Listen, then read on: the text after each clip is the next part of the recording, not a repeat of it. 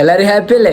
എന്തായാലും ഇപ്പത്തെ ചൂട് തെങ്ങുമില്ലാത്ത കുറെ കരിക്കും. അപ്പൊ ഈ ചൂടൊന്ന് തണുപ്പിക്കാൻ വേണ്ടി ഇന്ന് നല്ല കരിക്കിന്റെ സിപ്പപ്പ് ഉണ്ടാക്കി നമ്മളെ തെങ്ങിന് പിന്നെ നല്ല നീളമുള്ളതിനോട് കേറി പറക്കേണ്ട ആവശ്യം. ആദ്യം ഒരെണ്ണം വെച്ച് ഉണ്ടാക്കി നോക്കാം. അഥവാ പാളി പോയാലും ഒന്നിലും ഒതുക്കാം. തേങ്ങ പൊളിക്കണ മാതിരിയൊക്കെ പൊളി കരിക്കാണെന്നുള്ള ഓർമ്മ. മുമ്പ് ഏതോ സമയത്ത് അച്ഛനമ്മയും കുറച്ച് സിപ്പപ്പിന്റെ കവർ കൊണ്ടുപോയി വെച്ചിരുന്നു. അപ്പൊ അത് ഇവിടെ നിൽക്കാൻ തുടങ്ങിയിട്ട് കുറെ കാലം. അങ്ങനെയാണ് ഇന്ന് കുറച്ച് സിപ്പപ്പ് ഉണ്ടാക്കിയാലോ എന്നുള്ളത് വന്നു. ഉണ്ടാക്കുന്ന രീതികളൊക്കെ ഇപ്പൊ അതിന് മാത്രം വലിയ പറയാനൊന്നുമില്ല. വളരെ സിമ്പിൾ ആണ്. കരിക്കിന്റെ ഉള്ളത്തെ കാമ്പ് മൊത്തം എടുത്ത് അടിച്ചെടുക്കുക. കുറച്ച് പാലി പഞ്ചസാര മതി. നന്നായിട്ടൊന്ന് അടിച്ചെടുക്കുക. കഴിഞ്ഞു അത്ര. കരിക്ക് തികയത്തിനോട് അതിന്റെ കൂടെ ഒന്നും കൂടി ഞാൻ മരത്തിന്ന് പറിച്ചു. ഏലക്കായ മസ്റ്റ് ആണെന്ന് ഞാൻ പറയണില്ല, പക്ഷെ ഏലക്കായ ഇട്ട് കഴിഞ്ഞാൽ ഒരു പ്രത്യേക ടേസ്റ്റ്. അതും കൂടി നിട്ടാൽ പൊടിച്ചിട്ട്. പണ്ട് സ്കൂൾ പഠിക്കുമ്പോൾ അവിടെ അടുത്തുള്ള ഒരു വീട്ടിലൊരു ചേച്ചി ഇതേപോലെ സിപ്പപ്പ് ഉണ്ടാക്കി വിൽക്കലുണ്ട്. ഞങ്ങളൊക്കെ അവിടുത്തെ സ്ഥിരം കസ്റ്റമേഴ്സ് ആയിരുന്നു. എന്നൊക്കെ അതിന് വേണ്ടി ₹2 ഡെയിലി അച്ഛന്റെ അമ്മേന്റെ അടുത്ത് ചോദിക്കും. ചില ദിവസം കിട്ടും, ചില ദിവസം കിട്ടൂല. കിട്ടാത്ത ദിവസം വേറെ ആരെങ്കിലും വാങ്ങുണ്ടെങ്കിൽ പിന്നെ ഓല പിന്നാലെ ഓലേന്ന് ഒരു സിപ്പ് കിട്ടണത്. പഴങ്കഥ പറഞ്ഞ് നേരം പോയതായിരുന്നു. അങ്ങനെ ഏകദേശം എല്ലാ കവറിലും ഫില്ലാക്കിയിട്ട് ഫ്രീസറിൽ വെച്ചൊന്ന് തണുപ്പിച്ചെടുക്കും. അങ്ങനെ നമ്മുടെ സിപ്പപ്പ് ഇവിടെ റെഡി ആയിട്ടുണ്ട്. ഞാൻ ഉണ്ടാക്കിയതിനോട് പൊക്കി പറയാം, സംഭവം നന്നായിട്ടുണ്ട്. കുറച്ച് കവറും കൂടി ബാക്കി വന്നിട്ട് നമുക്ക് വേറെ ഫ്ലേവർ ടെസ്റ്റ് ചെയ്ത് നോക്കാം.